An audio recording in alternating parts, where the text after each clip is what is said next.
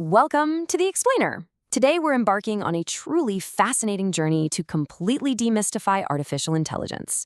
We're going to take you from a totally empty browser tab all the way to a fully deployed working AI application. So if you've ever felt like building AI was, just out of your reach, this is absolutely where that changes.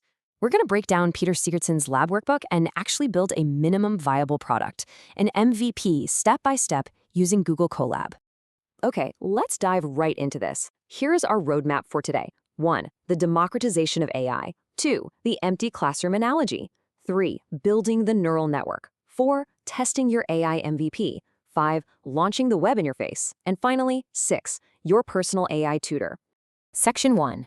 The democratization of AI. To really grasp the power of the tools we're using today, you have to look at how radically the barrier to entry has shifted. Just imagine it's the 1970s, right? To get a simple data report, a highly specialized programmer had to write hundreds of lines of complex COBOL code, and honestly, probably pull their hair out in the process. But then SQL was invented, allowing everyday business users to just write simple sentences. Fast forward to today. Building AI used to require a PhD and manual calculus. Now, modern Python libraries like TensorFlow have done for AI exactly what SQL did for databases. You don't have to build the math, you just call the pre-made methods. It's a total game changer. Section 2. The empty classroom analogy. Before we start building, we really need to clear up a major misconception, one that confuses almost every beginner. When you download a powerful framework like TensorFlow or PyTorch, you are not downloading a pre-trained brain that already knows how to, say, identify cats or write poetry. It's simply an empty classroom. It gives you the digital bricks, sure, but to actually make it work, we have to provide the textbook, which is our data, and act as the teacher to force this totally blank model to study, make mistakes, and adjust its internal logic. So the absolutely crucial point here is that our goal today is to build an MVP, a minimum viable product. Basically, this is a functional starting point for an application that can be tested against real-world inputs. We're taking this technical build and grounding it in a concrete business reality. We aren't just writing code for fun, we're building a product that does a very specific job. And what exactly is the textbook for this classroom? Well, it's 60,000. That's the number of training images in the classic MNIST dataset. It consists of 60,000 handwritten digits, just numbers 0 through 9.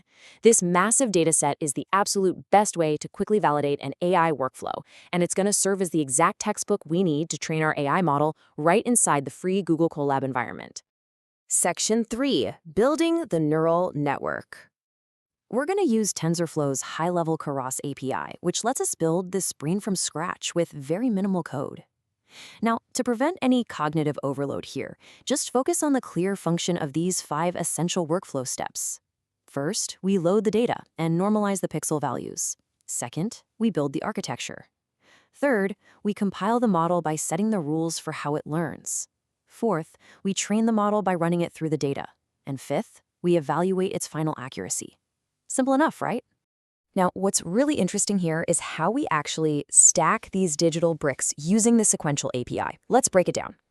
Notice the bottom layer. A flatten layer prepares our 28 by 28 grid of image pixels.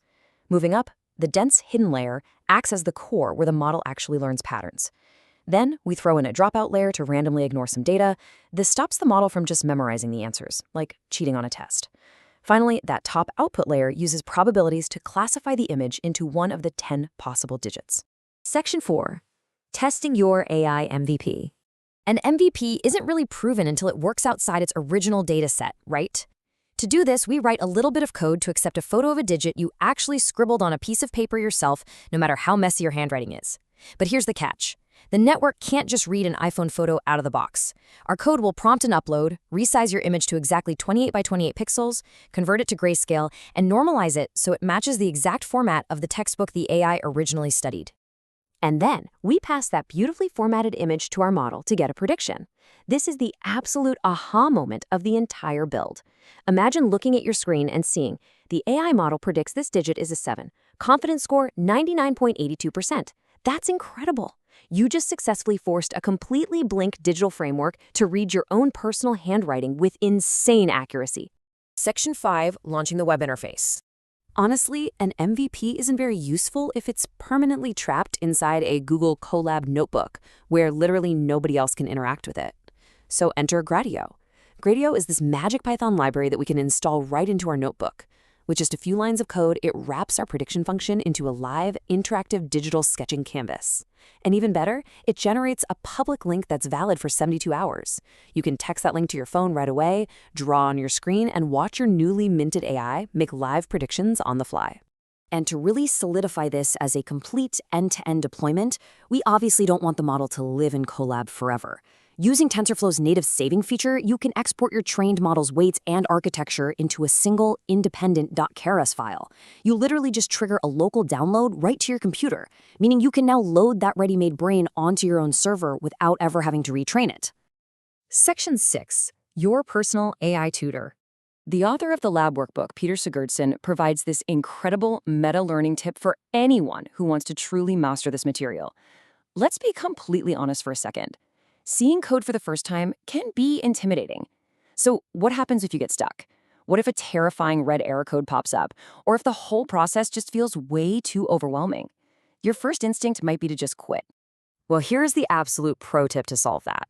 We're talking about building AI, right? So let's use AI to help you learn it faster. You can open Google Notebook LM, which is Google's free AI learning assistant, and paste the entire lab workbook directly into it. Then, you prompt the AI to act as your personal mentor. Ask it to break the content down into bite-sized chunks, walk you through step-by-step, test your understanding with questions, and even debug any typos you might make. It instantly transforms a static blog post into a private interactive tutorial tailored entirely to your own pace. We've seen how the democratization of these tools has literally torn down the massive barriers to entry. We've structured the workflow from an empty notebook all the way to a deployed, shareable application. The tools are sitting right in front of you.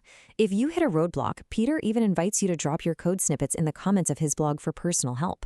But here is the real question to walk away with. Now that the empty classroom is open to everyone, what are you going to teach your AI to do? Thanks for joining me on this explainer, and happy building.